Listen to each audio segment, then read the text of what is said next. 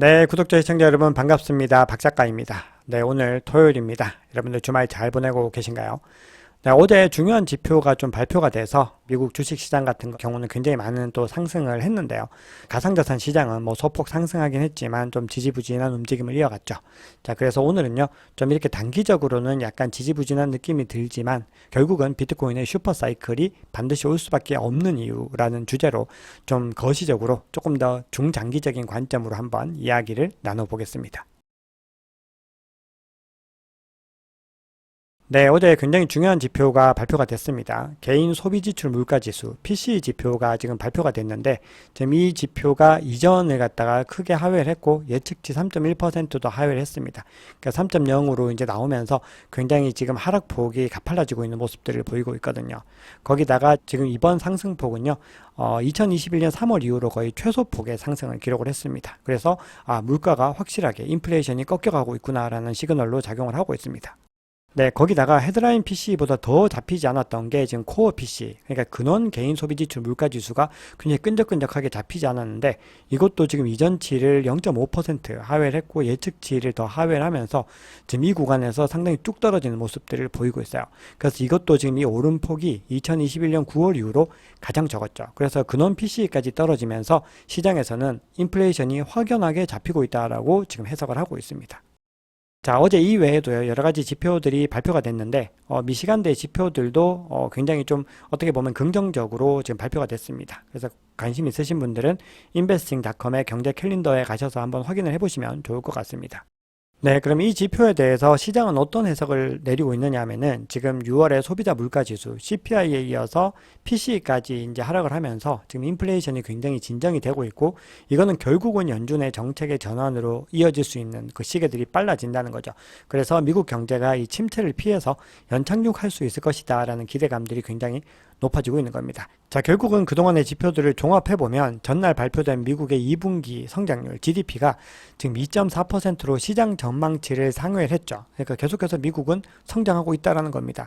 거기다가 실업수당 청구 건수도 5개월 만에 최소치를 찍었죠. 그래서 미국 경제가 아직 건전성을 유지하고 있는 상황에서 인플레이션까지 지금 빠르게 완화되는 흐름을 보이고 있다. 그래서 지금 경기 침체보다는 연착륙이 훨씬 더 유력하다. 지금 이렇게 시장이 해석을 하면서 어제 미국 3대 지수는 모두 다 상승으로 마감을 했는데 그 중에서도 나스닥은 거의 2% 가까이 상승을 했습니다.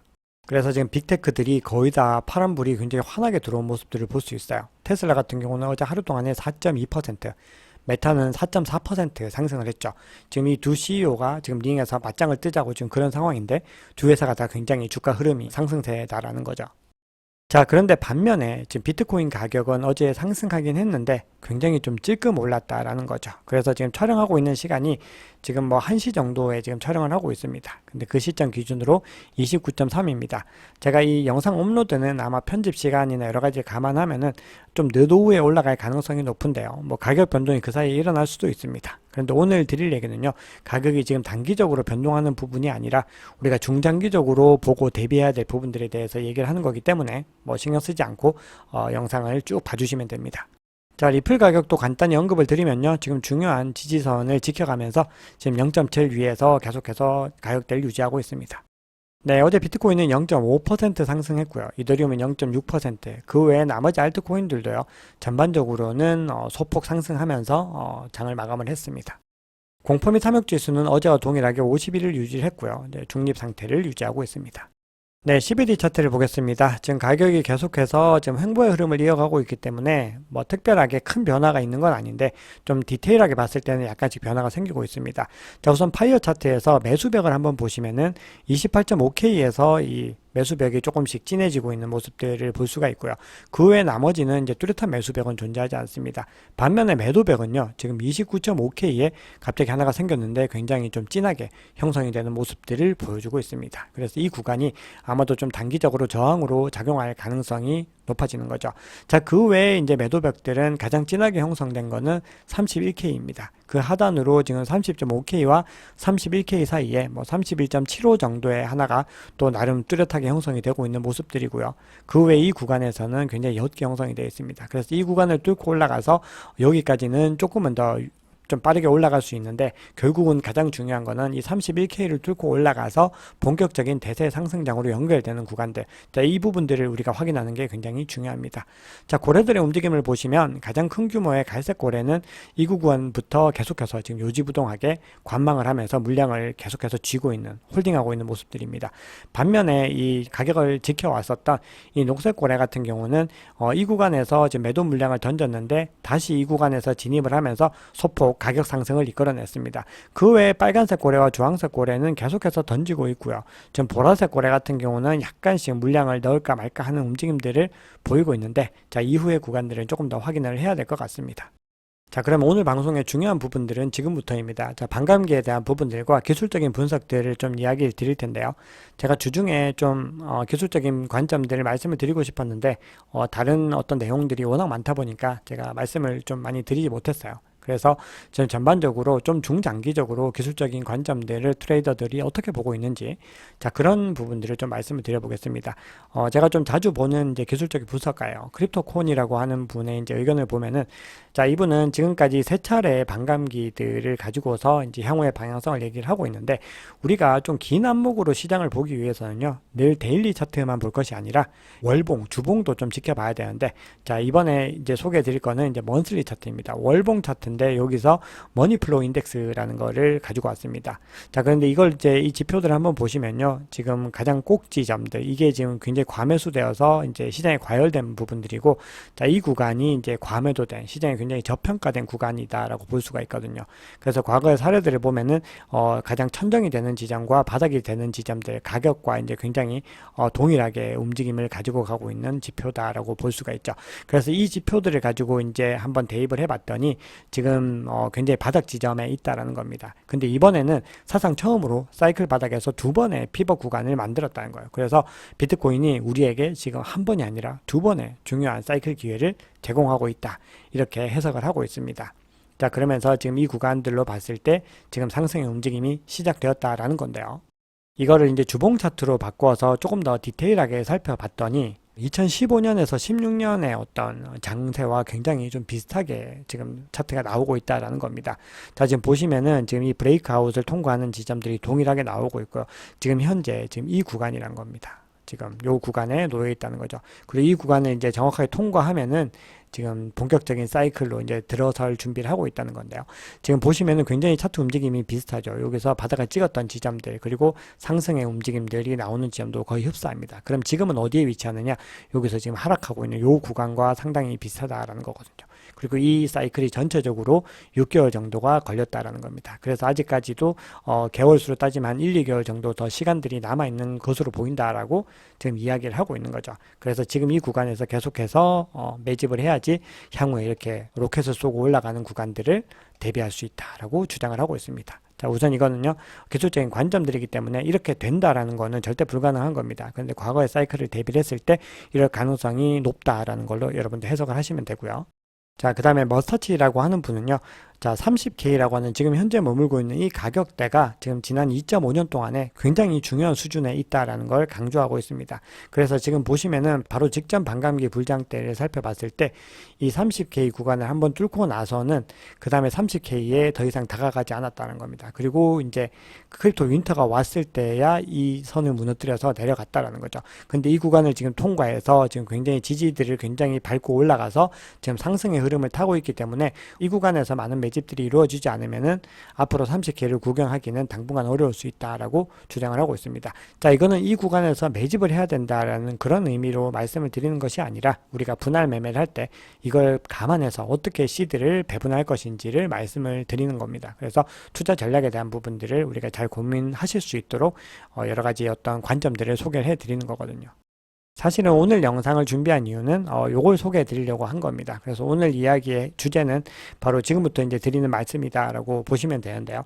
유명한 비트코인 분석가예요. 제시 마이어라고 하는 분이 아마도 다음번에 올 비트코인 반감기 불장은 바로 직전 2021년에 왔던 그 불장보다는 더 크게 형성이 될 것 같다라고 이야기를 하고 있습니다. 자, 지금 보시면 첫 번째 불장, 두 번째 불장, 세 번째 불장으로 갈수록 어떤 상승폭들이 계속해서 줄어들고 있다라는 거를 볼 수가 있죠.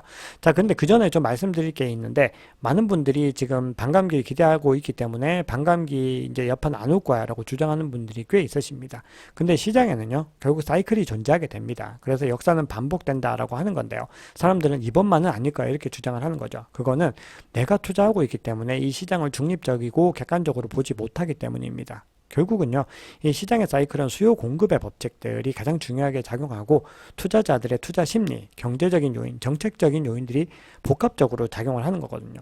그래서 반도체 사이클만 봐도 지금 뭐 70년대, 80년대부터 계속해서 수요 공급에 의해서 4, 5년 주기로 반복이 되는 거죠. 비트코인도 그와 유사하다라고 보시면 됩니다.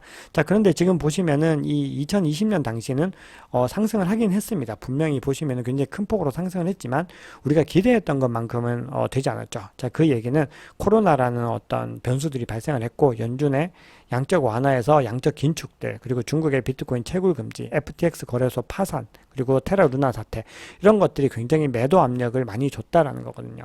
특히나 이 사람은 FTX에서 실제하지 않으면서 거래된 종이 비트코인이 이 강세 랠리를 멈추는데 크게 작용을 했다라고 합니다.